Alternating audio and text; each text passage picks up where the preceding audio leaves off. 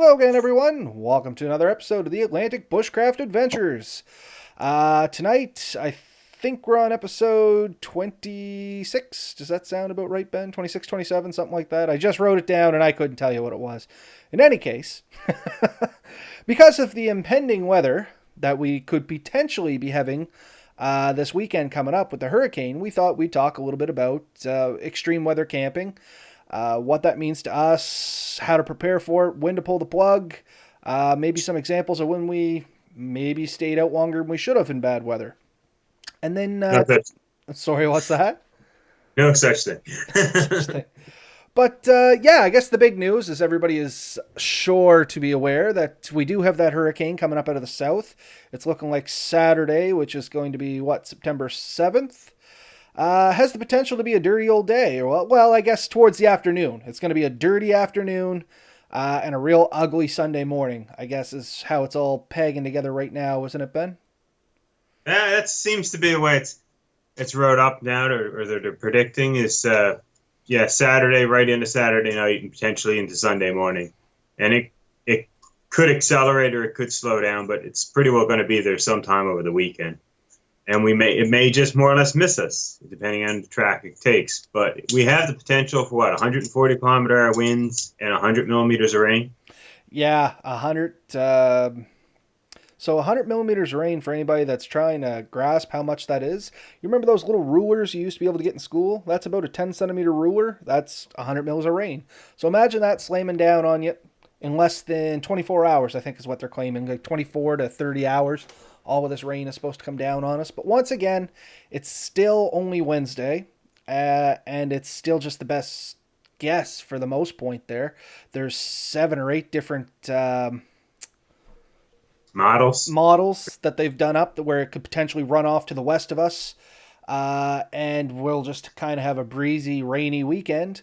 Or there's other models where it's literally going to smash right over the top of us, and we could be in for a real treat, for lack of a better way of saying it. Because if it stays the way it is and the way they potentially predicted, which is just great to say out loud, it's like you said, 100 mils of rain, gusts of up to 150, 160 kilometers an hour, I think is the last prediction I seen there. So it's that's is that post tropical depression or is that still in hurricane status? Do you know what they're claiming for it to come up here as? Someone said today it could still be a Category 1 when it hits us, or a tropical storm. I mean, it's still up in the air. Um, but it's interesting, you know. It's something I think we can talk about. The end result doesn't really matter. It's how would you prepare for it, especially if you were in the woods, or if you won't go in the woods knowing that there's potential bad weather. Because some of us, you know, we don't get to choose the dates we go. We have the time booked off early, and so often these things peter out to nothing. But what would you do if you went in? If you left knowing that this was the potential weather coming in Saturday night, how would you choose your site? What would you do to make sure that you had your best chance? And we kind of chatted about this a little bit before we went on live. And one of the major things, as you said, about location is with winds that high, you're going to have to look for cover of some sort, like get a little deeper in, hopefully use some of the natural surrounding areas to break the wind, break the rain, and just break the weather in general. But along with that, the other side of that we talked about was you have the potential of trees and limbs and stuff like that coming down on you if the winds really do get that bad. So you have to keep that in mind while you're looking too. Yeah, I mean, I got a cabin on a lake, and it's surrounded by a lot of pine trees, and those things snap at high wind, like big pine branches coming down. That'll ruin your day.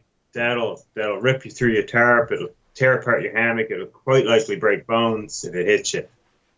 You do need to find a place that definitely has no widowmakers. We've talked about widowmakers before, but this is the time when it's extremely. If they're going to come down, it's going to come down in 100-kilometer-hour winds. If there's trees that are just kind of already leaning, you wouldn't want to be near them. But if you're out in a field, none of your equipment's going to survive. No, not at all. Like, I guess worst thing or worst case scenario is imagine being out in a little field with like one of those 4-man tents. Imagine how that would hold up in something like this, right?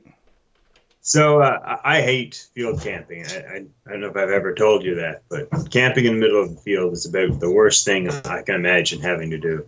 You have And mentioned it. we, we had some friends who we had a pop up camper, and they said, "Oh, we hate that too. Let's camp together." And I said, "Oh, that sounds like a great idea." So they said, "We'll book the sites. You just show up." Okay, fine by me. We showed up. They stuck us right smack dab in the middle of a field. And I questioned. They're like, "Oh, but we can see the playground. It's good for the kids." And I'm like, "That's awesome, but we're in the middle of a field." And it was the Ovens campground. Nothing Oh, wrong with the okay. Ovens Yep. campground, but just anyone who's been there could kind of picture it. As luck would have it, a hurricane came that day, and I can remember those pop-up tents with the heavy canvas sides. They blew in, and when you put your hand on the canvas, Oh, oh, there you go. Sorry about that. For some reason, it started reverberating. Anyway, we're good. Go for it.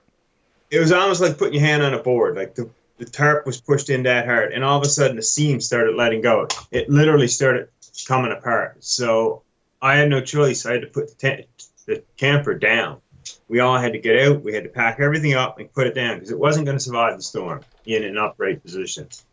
A flimsy little tarp, one of these still nylon tarps, as strong as they are, in a good wind like that, just pushing on it, you're going to tear your grommets out. You're going to pull your guidelines up. Unless you're tied to something solid, you're going to pull your pegs out. Well, I mean, It's going essentially, to, it's a giant sail. So it is. picture like a sail on a ship, and now you got these extreme winds hammering on it, and it's held by nothing more than some tent pegs and, if you're lucky, some like paracord or something along those lines. It's also not meant for that tensile strength, like you said. Like it's, I wouldn't want to be holding on to the tarp and wind Well, that high. even in a sailboat, when you get winds that high, you pull your sails in. They can't handle it. And a sailboat has some give. It's going to move across the water. You're pretty stationary. If the wind pushes hard enough on your tarp, it's physically moving you. You've got a huge problem. Yeah, Uh, right. So, like we said, if you're looking for something that gives you some kind of break, shelter, deeper in the woods, away from clearings, away from lakes, away from natural like funnel areas where wind would funnel in and potentially even be stronger, would be fairly important to me. Probably a fairly dense wooded area on the windward side of you, so it can block a lot of the wind and sort of push it up above you, would be what I would look for. Or even better, if you could find land, like a landmass that the wind's going to go over and you'd be just sort of below it. But we're looking at high rains, so you don't want to be in a gully. and I You was don't want to be just a about to place. mention that is the other thing that you have to look for with this hurricane is a torrential downpour. So Yeah. not only do you have to find the shelter, you have to find somewhere where you're not going to get flooded out, which is trickier than it sounds sometimes, especially with the amount of rain that's coming. Yeah, so you don't want to be the top of the hill. We've said this before. You don't want to be at the top of the hill, and you don't want to be in a valley. You definitely don't want to be by a stream or a river, because if those kind of winds and rains, they could flood, and all of a sudden, what seemed like a safe place 4 or 5 hours ago is now 2, 3 feet underwater. Yeah, easily, especially like where you and I were at the waterfall there. That swells fairly often too because it's fed by a big lake. So Yeah, it's easy enough to happen. And the other thing is if you have the mindset like, oh yeah, I'll just stay on the side of the hill, especially people like us that prefer hammock camping, it's real easy to set up basically anywhere. You can actually run into what basically what's the word I'm looking for there, Ben? Where everything floods down the side of the mountain there. oh, landslides. Landslides. So I mean, not maybe not to major extremes, but this is potentially a lot of water. I mean, if it's a steep enough incline, there is potential for landslide activity.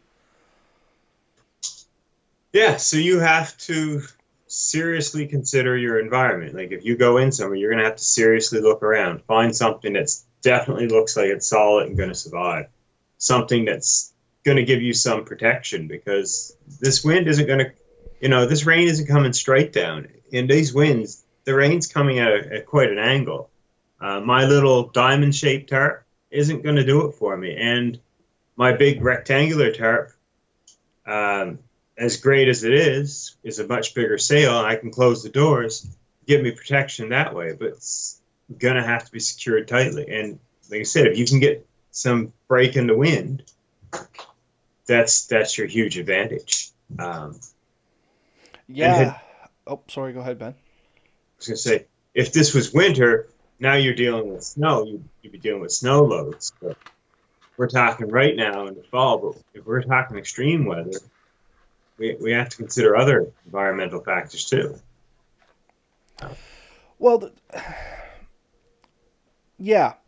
So some of the other environmental factors, like you said, if it was, for instance, snow and stress loading and stuff like that, you can combat some of this stuff with your setup potentially. Yeah, You had already mentioned in the higher winds, you may go for more of a wedge shape. yeah, If you have no potential cover around you and try and keep that footprint going into the wind as small as possible. So, one, it doesn't hook you like a giant sail, and two, you can kind of funnel that wind out and around. Um, you know what I'm trying to say there, Ben? If nobody yeah. knows what I mean by a wedge setup, it's literally like just picture a wedge. It's going to be narrow at one end, wider at the other end. At the other end is normally where you would be entering, and the point of your wedge is going to be what's facing into the adverse weather. So that's the Yeah. only real way I'd see getting away uh, in potentially as high a winds as what's coming here. Now, when you're talking snow load, if you had both of those factors to worry about, now you have to go in a wedge facing into the wind, plus a sharp wedge so you don't have all that weight pushing in on the insides or on the tarp pushing in to the inside. But if you have existing snow, you can actually dig down a little bit so that the snow itself is going to protect you. Okay, I know what you mean. Kind of dig down. So, say you had 2 feet of snow, just grabbing a number there. Basically, dig down into the snow and then set your tarp up over that so you're kind of dug into a snow hole of some sort and then Yeah, just and if protect you put that. that snow you dug up on your sides, at least three sides of you, the three sides you expect the wind to be most likely coming at, then when the wind comes along and hits that little bit of a lump, it'll kind of carry over you. It'll create a drift on one side. And I mean, I've seen it happen with cars. If you park a car in a field in a snowstorm, you'll see it drift and not touch the car. It'll drop just in front of the car. Sometimes it'll drift up to the car. But you can, playing with the snow, use it to create its own snow effect. You know what I mean? Yeah, no, and that's another good thing to just kind of mention is in extreme weather situations like this, you may have to think outside of your initial travel kit. You may have to look at potentially using the environment around you to try and alleviate some of the stress that's going to be caused on your shelter from said weather. And just like Ben said, that could be using the snow to your advantage. Maybe you have to construct some sort of, for lack of a better term, windbreak out of some debris. These are all things you're going to have to potentially take into consideration if you do decide to try and attempt some sort of extreme weather camping or outing of any kind, really. Um, so I guess we touched on that a little bit. Why don't we talk about the elephant in the room and when do you think you should pull the plug? Honestly, Ben, that's kind of, I know it's a gray question, but what's your 2 cents on that? When should you pull the plug? Um, you kind of really have to judge this. Like if you're going in and you're looking at the conditions they're calling for and thinking, I'm not sure I can handle that, you probably should pull the plug before you go. If you're going to say, no, I think I can handle it, then you better have a plan, and you should be planning for the worst case scenario. So when you go in, hopefully you got the heavier tarp. You're not going in with your lightest weight, weakest tarp that deals with small winds. You need a heavy tarp. You'd be looking at building a stronger structure.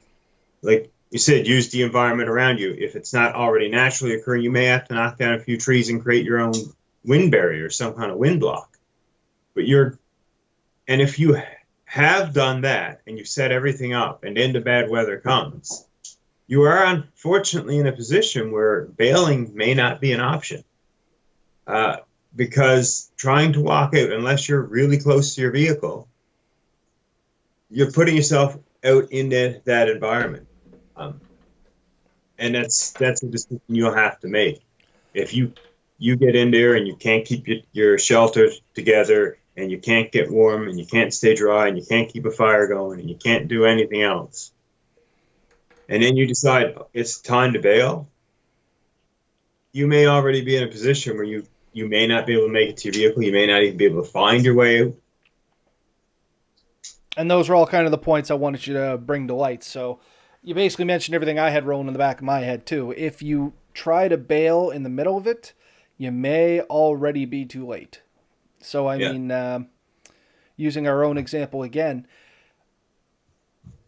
um, could you imagine trying to come up up that steep incline in these super strong winds and this heavy rain hammering down on you, and then have to go through that trail and then navigate through the woods, which adds another level of complexity to things. And even if we had a vehicle there that we could get into, such as our trucks, cars, vans, whatever the case may be, then trying to get out that slate road, which could potentially be washed out now because all that heavy rains and stuff, it just adds a whole bunch of complications into the matter.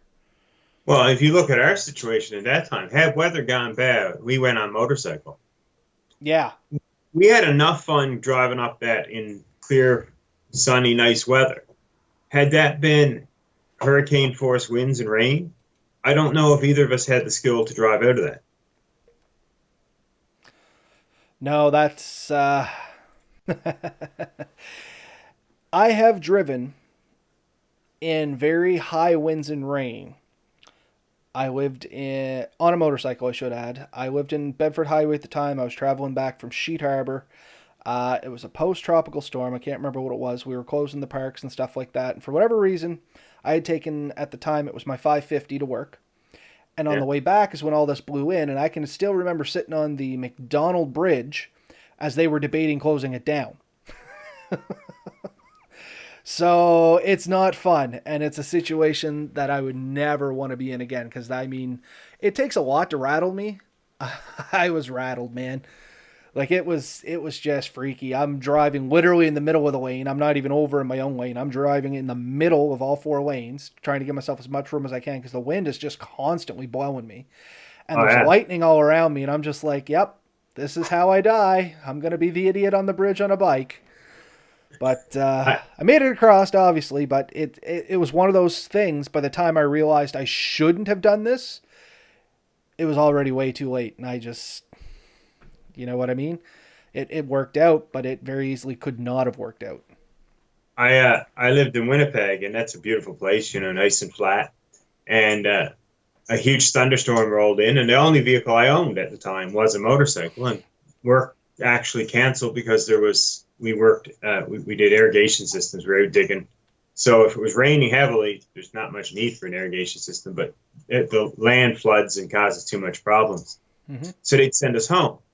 So they got us back to the base, and I jumped on my motorcycle and started driving home. And I said, well, rather than take the perimeter highway, which drives around the city to home, I'll drive through the city because I'll have the buildings and stuff to give me some protection. When I left, the beautiful part about the prairies is when you need an overpass, you take some of the dirt from the hole where they go under and put on the sides, and that's how you create the over. Yep.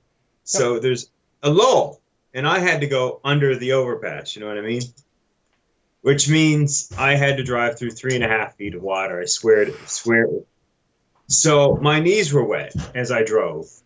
I don't know how the carbs weren't underwater, but they were pretty darn close. And I I was following the transfer truck, and I can remember just trying to stay in the wake of one of his tires, and the water was coming in, and you could feel it like hitting at the bike level, like just it sort of closed behind my front tire, and I just made it through. It was hairy, and I remember driving along Portage, and the light turned red, and I tried to hit the brakes, and there was enough water that I just hydroplaned clean through it anyways. It didn't matter. No, So, it's a very real thing that can happen. Motorcycles add a lot of challenge. I've never been through that much water. I've had it come to the front axle, which I guess is um, only about 6 inches, but that's it. That's my personal best right there. no, and this was, it, I don't know if I'd ever try it again. Like if I had no choice, I did it, right? But it, I was worried about the bike cutting out. I was worried about traffic behind me. There was poor visibility. I'm in black leathers and no real reflective gear on, and soaked to the bone and miserable, and not a fun way to go. But even if you have like the ultimate off-road vehicle and you have all the floodlights and you have heavy wind and rain and stuff's blowing around and things are falling, it doesn't take much for the wrong tree to fall or the wrong things to happen, and you're like at some point you probably are better off hunkering down. Now, whether you stay within that shelter or find something more natural, uh, like huddled under a cliff or a ledge, something that's some natural shelter, that is the more realistic thing. If you get out there and your shelter is failing, um, the time to bail the shelter is probably when you realize it's not going to survive. It's coming apart. You can do the best you can to save it, pull those guidelines, lay it down, and look for something more natural, more permanent. Hmm. Um, But but that's an awful bad decision to make after the fact. it is, and it's really if this is a risk, it's something you probably should have already scoped out, and you'd be in there and saying, "This is Plan A. I'm going to go with my setup." But Plan B is I'm going to go over there to that fallen tree that's already down, the roots are up, and it's already providing a nice shelter, and I think I can set something up there, and maybe already have something laid down there. And honestly, for me, that's about the only reason I would stay is if I had a plan B for if it all went bad. I would never rely solely on my plan A, especially if my plan A was tarps and something I was taking in that was man made. That was, well, I mean, tarpish. I mean, tarps.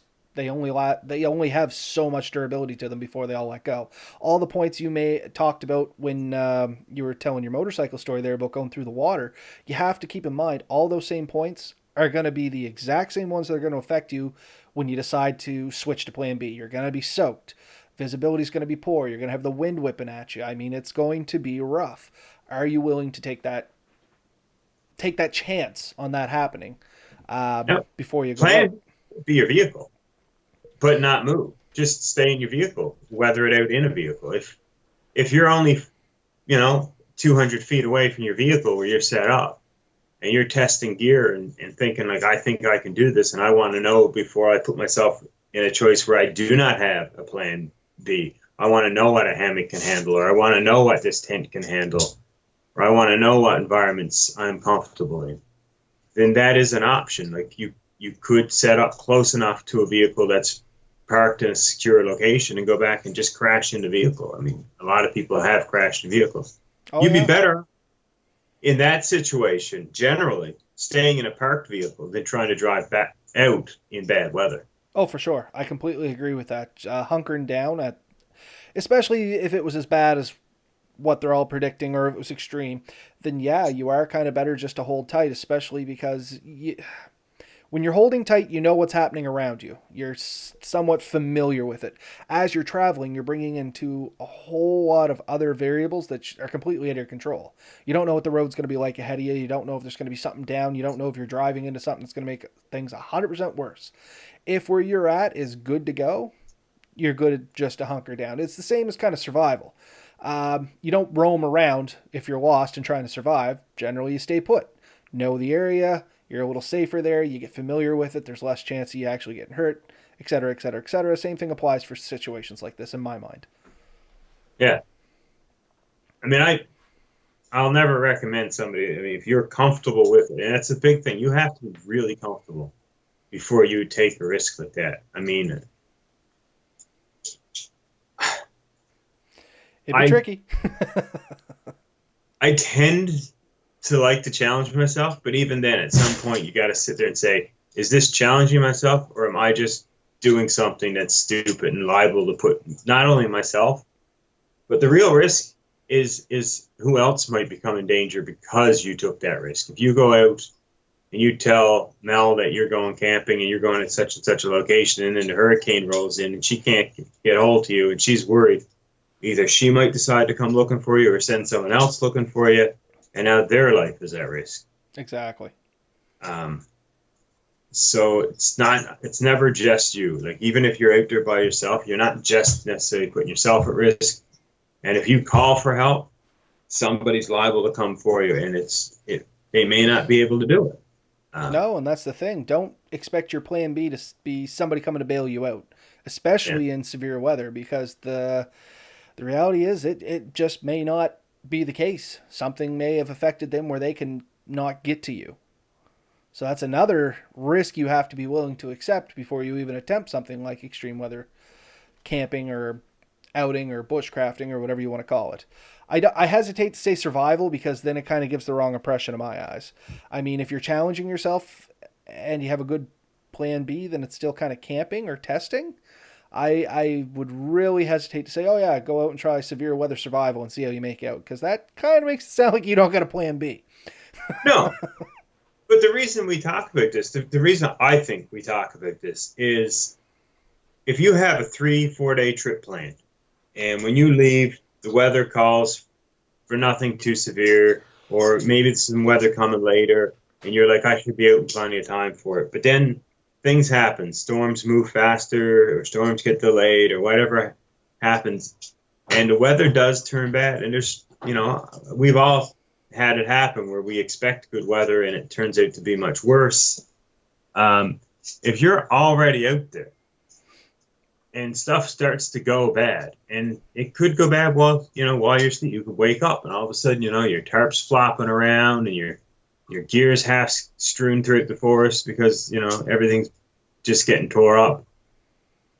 Now you're really in a bad position, and if you understand what your gear is capable of and stuff, you can set it up better. You can be prepared for that every night. Like, make the best decisions. You can usually tell what the prevailing winds for an area is. You know what the most severe winds for an area is.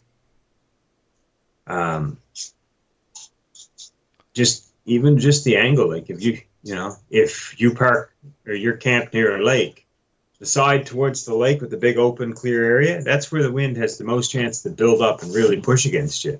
The side behind you filled with trees, chances are you're not getting much wind from there. Nah, because it'd be sheltered in. Right, so that's your sheltered side. So when you set up your tarp, like say you wedge it or you set your low angle so the wind will go over it clean, you're gonna think about these things. But if it goes bad, you do kind of need to have your plan, and you need to know your gear and what your possibilities are. And it could be your end result may be to curl up under a nice big sturdy tree with a tarp wrapped around you and your sleeping bag, and just huddle there, and you're probably going to get wet and a little cold, but be as safe as you can and ride it out. And that's just it. And I guess that's kind of the lead way to the question I originally asked, is when do you pull the plug? And I guess it's when you no longer feel safe. If plan A is shot and plan B doesn't seem like a viable option, or if it's going worse than what you think your gear or what you know your gear can handle, would be the three big ones I would list off for when to pull the plug. And I mean, this is the thing, you can make it safe.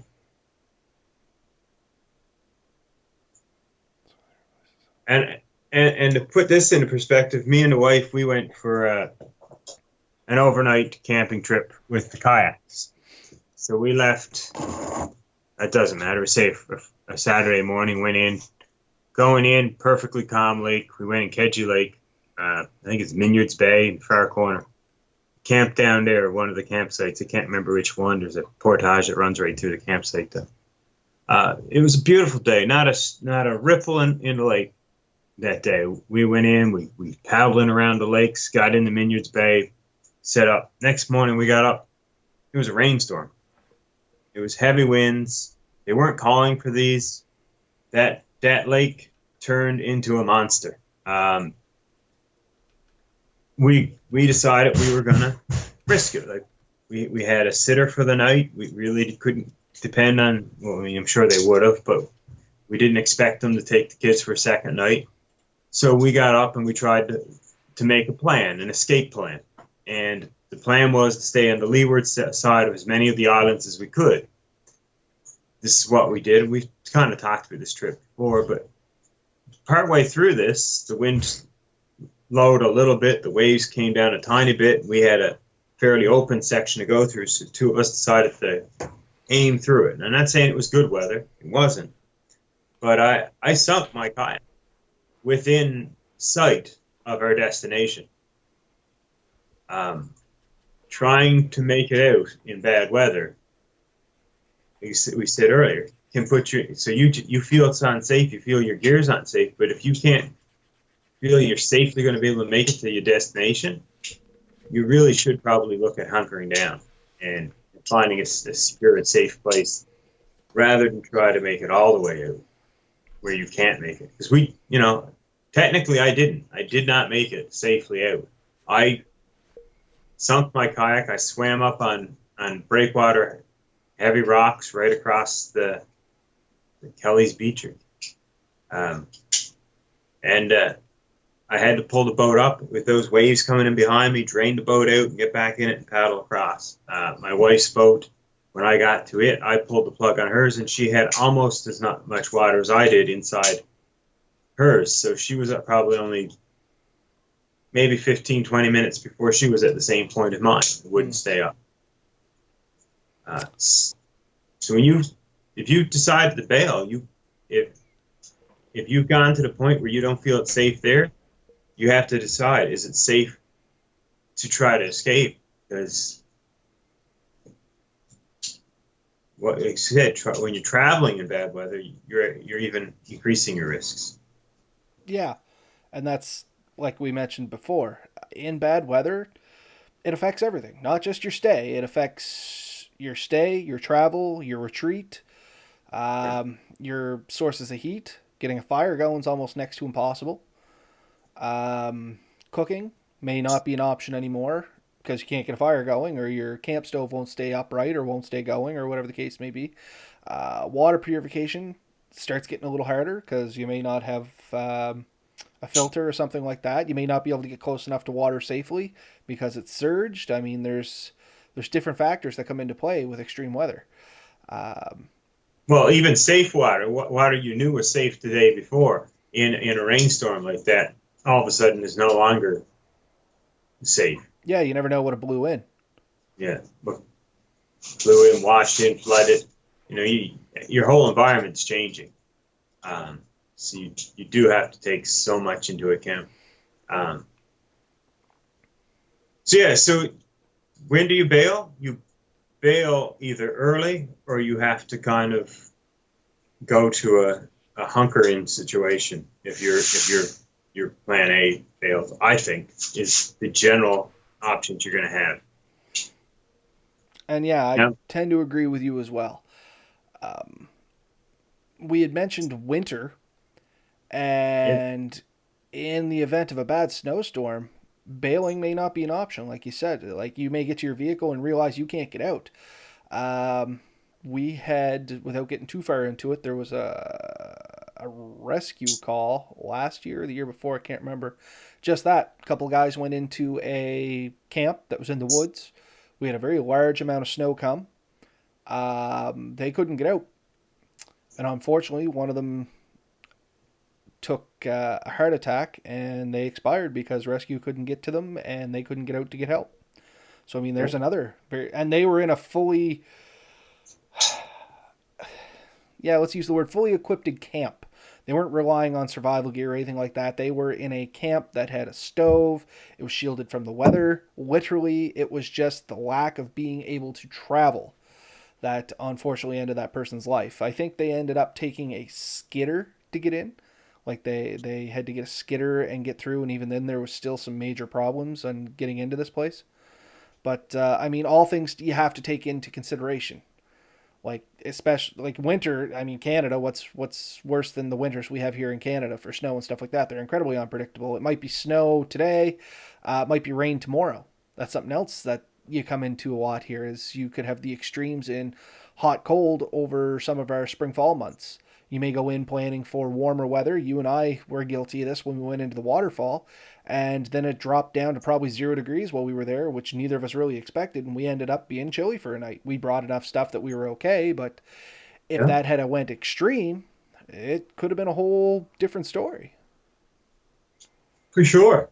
Sure. And at one point we would have, I mean, I know what we would have, if it gotten any colder, we would have gotten out of the hammocks. We would have built a bigger fire and we'd have stayed up tonight. Yep, would have just sat there, maybe tried to lay down by the fire and get a little bit of sleep in if we could, but probably it would have just been sitting there staring at the fire trying to keep warm.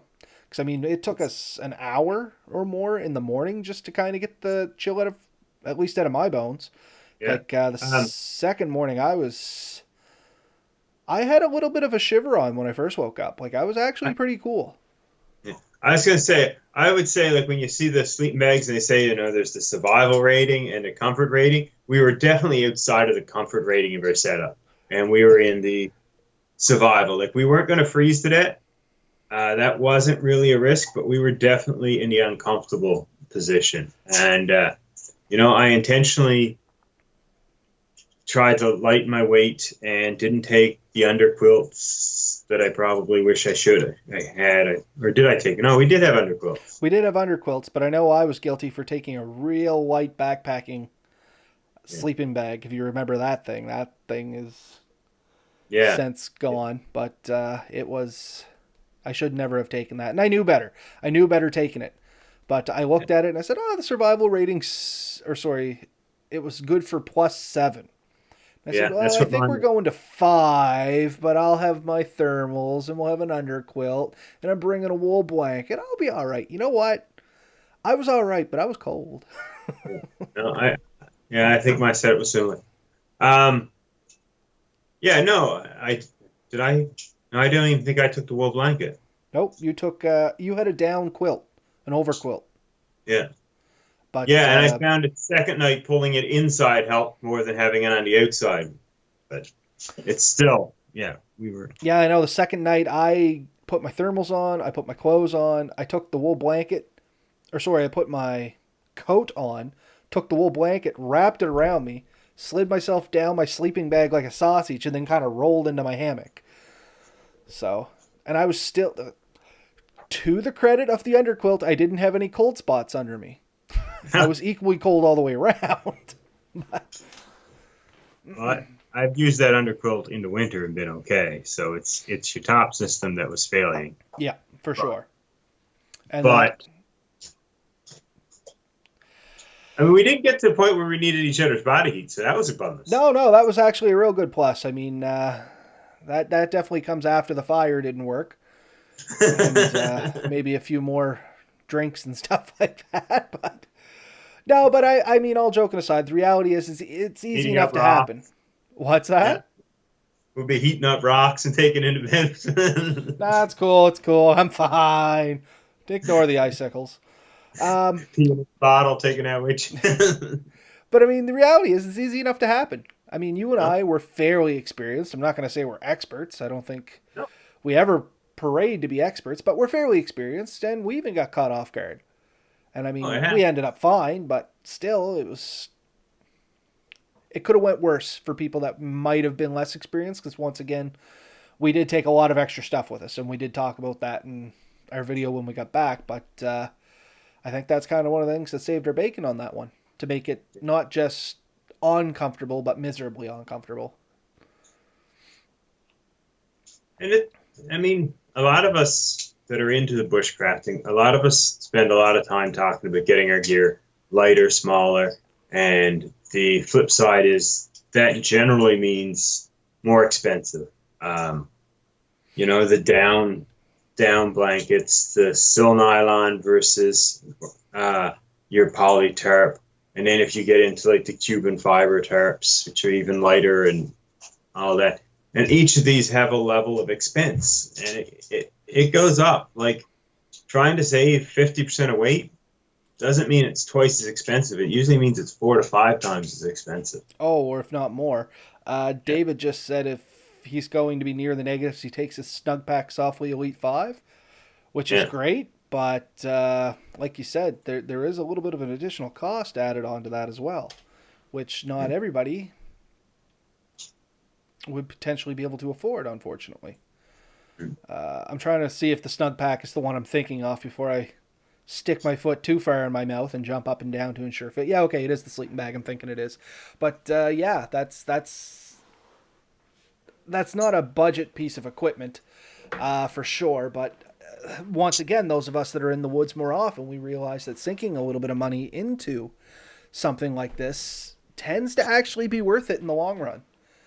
Oh yeah. I mean, I'm not questioning the value behind it because if you get a sleeping bag that's significantly warmer, packs in less space, and allows you to go in the woods more comfortable because it's not taking, you don't need a huge pack to carry it. It's not taking a ton of weight.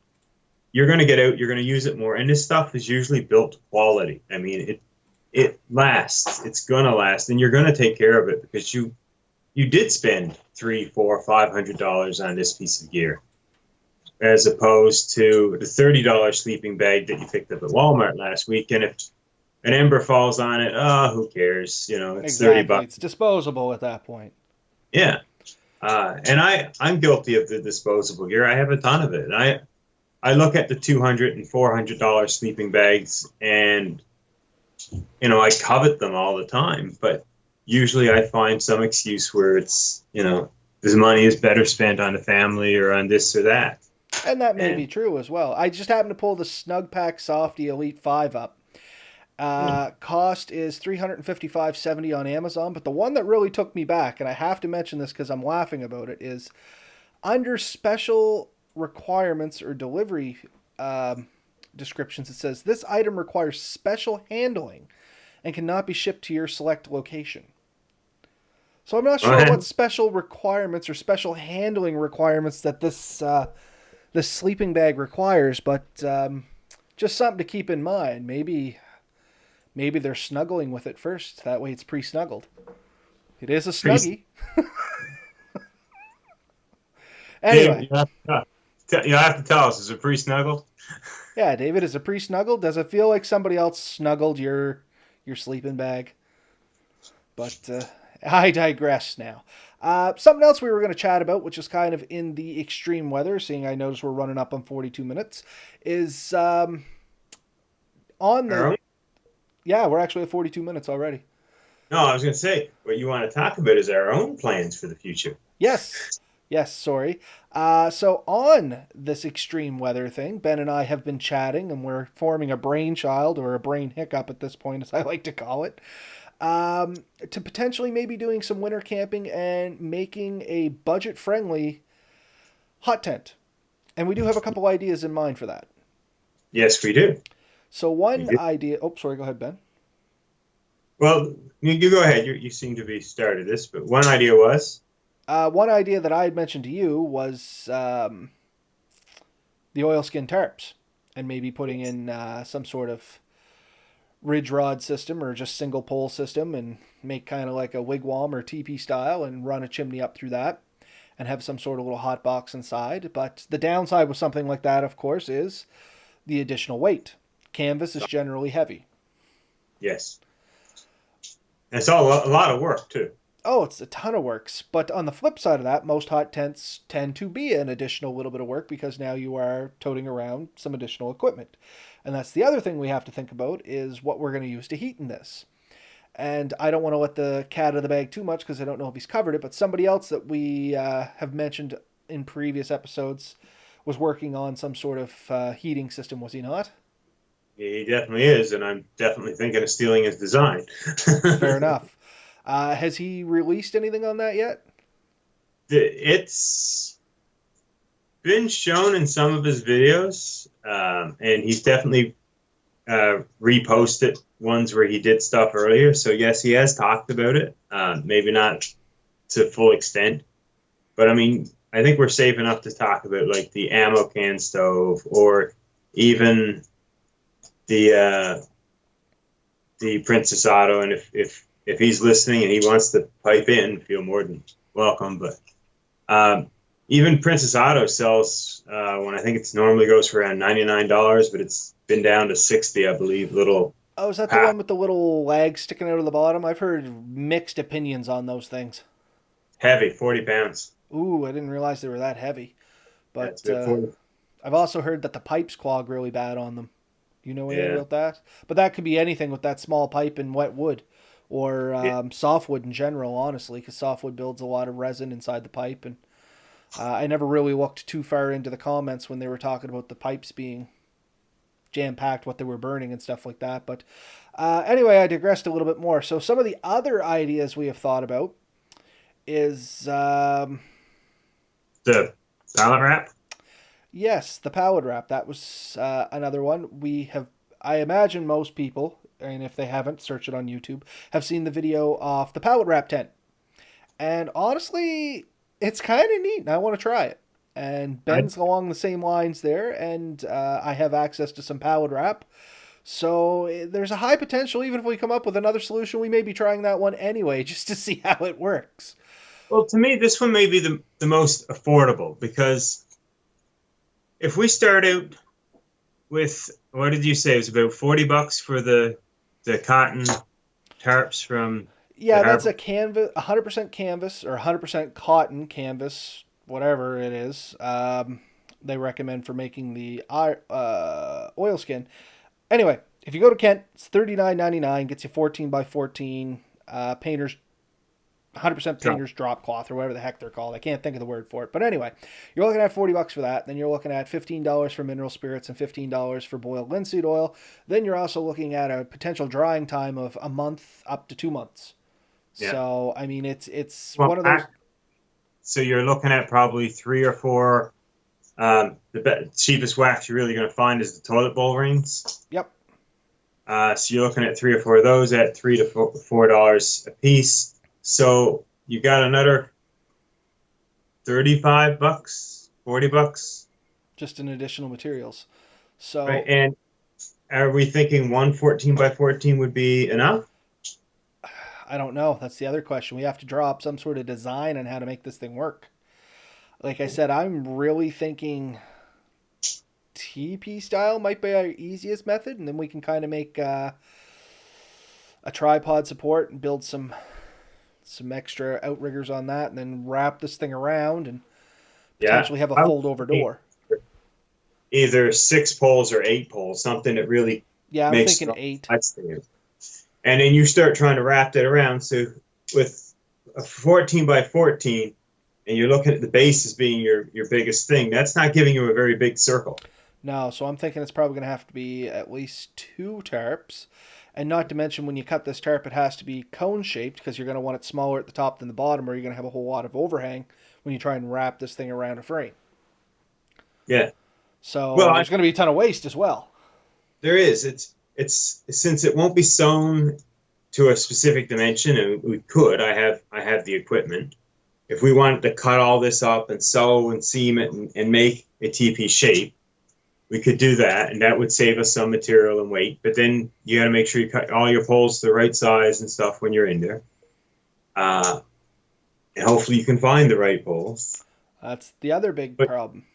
but we're already looking at we're talking here like you said, if you got two of them, so that's $80 in cotton, another 40 to $50 in treatment material.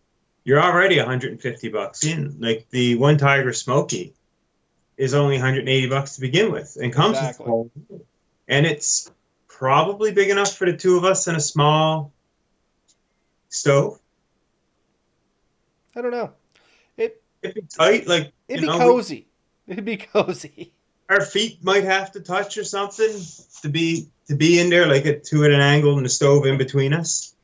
Um, but you'd probably be okay. Like I think you could get 2 to 3.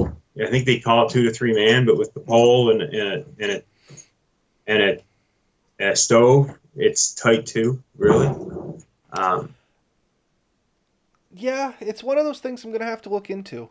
Like when it comes to some of the other stuff. The other idea I had with the canvas or the oil skin is maybe we make more of like a circus tent design, if you know what I mean. But now we're still into multiple tarps and everything else. If you go So to your A-frame, if you just like a pole on either end, you go out 14 feet, you got two 7-foot sides coming straight down, yeah, pinned out, and I can grommet it. but then we have to seal our ends, so we'd still need a second tarp, even if we cut the panels out and we sewed them on. Mm.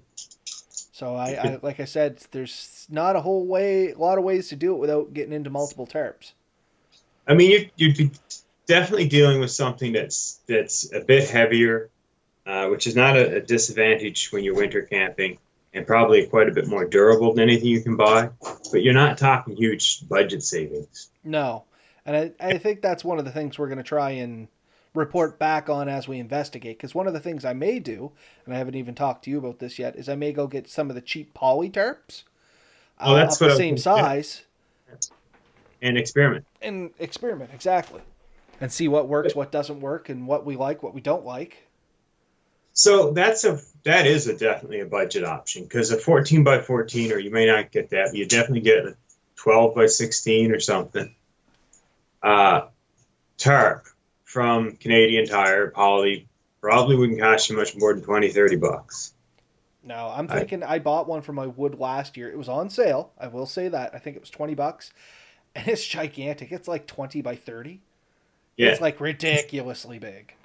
and from the store wrapped up, they don't take that much room. They never seem to go back to that size Oh for no. me, but something like that would be more budget. But the pallet wraps, I think I think $20 you'd end up with two big pallet wrap rolls, and you could probably make multiple Oh man. shelters. Out of one roll of pallet wrap, you can make multiple shelters. There's so much pallet wrap on one of those. I used to buy it to wrap my trailer, and I tell you, there's a ton of material in there. The only downside is it's pretty well not reusable. Like when you No. finish, ball it all up and burn it, I guess, or try to lug it out, but it's bulk. It's kind of like your cheap sleeping bag. Disposable at that point. It's Like, disposable, and you don't want to leave it in the woods making a mess, but it's not going to drag out very easily. The other option you can get is you can buy just clear plastic, not pallet wrap. I've seen hunting shelters made of that stuff. The heavier like vapor barrier type stuff. yep. And how does that hold up with the stove in it? Well, I'd just leave an opening and push your chimney through with header wrap. Header wrap will cost you about $30. I was pricing it the other day. Yeah, and I mean, regardless of what we plan on, we're still going to be into it for header wrap, so that can almost be part of the heating system itself. Yeah, and the guesstimate I have, I mean, we could knock it down a bit. I've got a small ammo can here if we want to go with the small one. If you want a bigger one, you're looking at about $30 to $40 for the ammo can. You're looking at a few dollars for the pipe, whatever you get for the pipe. You want to find something relatively lightweight and packable. So there's some almost like the solid dryer vent stuff, but I think that's galvanized. So you got to clean up. But, you have to prep your stove before you leave. You can't. Now, you have to burn it off. That's You something got we're to going to burn get it. together. And Yeah. that's another option that I was going to talk to you about too. Is if we go down to the Enviro Depot or the scrap metal place or something like that, if we could find an old oil barrel, we could cut our own panels and we could weld something together. We do have the availability to weld. Yes, you do. We do. Uh, the old 5-gallon steel buckets that oil used to come in. Is that what you're talking about? Now I was actually talking full oil tank, like the one you put on your house. That stuff's like I think it's 732nd steel or something like that. It's fairly Oh, thick and yeah, I know what you're talking about now. You just cut the panels out and yep. weld them together. Because I got a metal brake here too, so we can shape some stuff. But we have options, and I think it'll be a subject that we come back on as we have some updates, as Ben and I have to chat a little bit about it and come up with some design plans. There will be I never more thought of the. outline. What was that? There will be more offline discussions on this. Yes, quite a bit, because I had never thought about the steel 5 gallon can. That might even be a better idea. I actually made a stove like that when I Yeah, was 14 or 15. And literally, I had pipe from a old fishing boat, one of those 5 gallon metal cans, yeah. and some fire brick out of a stove. And it worked amazingly well. I bet you did. So that might be another option. That's those are pretty cheap. All that What kind of stuff's pretty welder you cheap. got? I got You a got arc welder or MIG welder? I got a MIG welder, MIG TIG welder, so it can take gas or just no gas, and I have a stick welder. Yeah. So, Okay. but they're Yeah, all that's light duty ones. yeah. You want the light duty one for what we want. Oh yeah, for sure. Yeah. Like I said, we got options. We do have a I welder. I, I have some access to some pretty good steel. I think. We may be designing a stove. If you can Fully get from clean scratch. steel, I have an Huh? idea for a stove as well that I'd like to talk to you about. Two ideas, actually. Okay. So, but anyway, those will be offline discussions, and we'll report back on those discussions if they were brilliant ideas or ridiculous ideas or non-approachable ideas. Uh, but yeah, so that's something definitely to look forward to. It is something that we're going to try and do. We're going to try and make this happen. We're going to try and do it as budget friendly as possible, though at a certain point I realize we are going to have to spend some money, which is to be expected, but we are going to try and make a budget, and we'll report back with how we made out. Well, I guess we'll report back with how we are making out. Does that make more Yeah. sense? This is one of those things we're going to keep people up to date on, is it not? Yeah, and sadly, I do not see us getting together before October to do No, anything. we talked about that already. Yeah. So there was another adventure we may be having that's in that month too. We'll talk about that afterwards. Yeah. Okay, so yeah, we are planning. We are definitely planning a winter trip. We are planning on looking at a few options: the pallet wrap, canvas, make our own canvas tarps. These are things we want to build this year. Some kind of wood burning stove or two. If we get up a good enough design, we'll probably make a couple. But and we want to, when we do this, we're going to record some of these processes, and we're going to record our trip for sure, and plan this out to be better recorded. And anything we learn, we will share with our viewers. Oh, for sure. So, is there anything else we need to share it now, or? No, I think that's as good as we're going to get for tonight. I don't think there's anybody left with us at this point, so we must have bored them to some degree. But I do know some people said they were going to check us out on the audio version of our podcast, so we'll wait for that, and hopefully we get some feedback from you guys.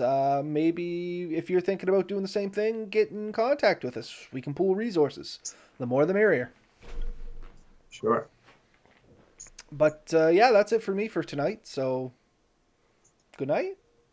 Good night. Enjoy yourself. Stay safe during the storm.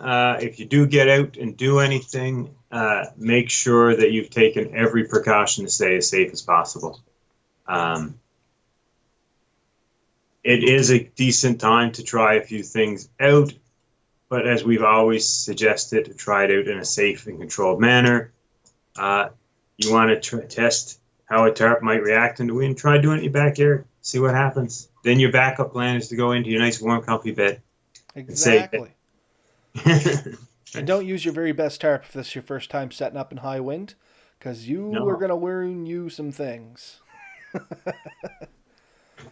You're going to lose a few lines. You're going to have 10 pegs to a fly, and you're going to see things stretch in ways you never imagined in these kind of winds.